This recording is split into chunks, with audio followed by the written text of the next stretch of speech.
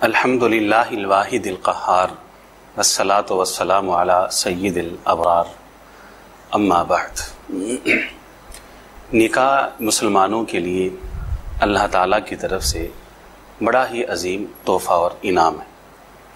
تحفہ اور انعام اس اعتبار سے ہے کہ نکاح سے جہاں نسل انسانی کو تحفظ ملتا ہے کہ نسل انسانی کی حفاظت اس نکاح سے ہوتی ہے، تو اس کے ساتھ ساتھ اس نکاح کے ذریعے سے انسان کے حسب اور نسب کو بھی تحفظ ملتا ہے۔ دیگر مذاہب کے اندر بہت بڑی تعداد آپ کو ان لوگوں کی ملے گی کہ جن کو اپنے باپ کا علم نہیں ہے، لیکن پوری دنیا کے اندر جہاں بھی مسلمان آباد ہیں، ہر مسلمان کو اچھی طرح سے اس بات کا علم ہے، وہ بخوبی جانتا ہے کہ اس کی ماں کون ہے، اس کا باپ کون ہے، اس کے چاچو کتنے ہیں، اس کے ماموں کتنے ہیں، اس کا خاندان، اس کا قبیلہ، اس کا کنبہ، اس کی برادری وہ کون سی ہے۔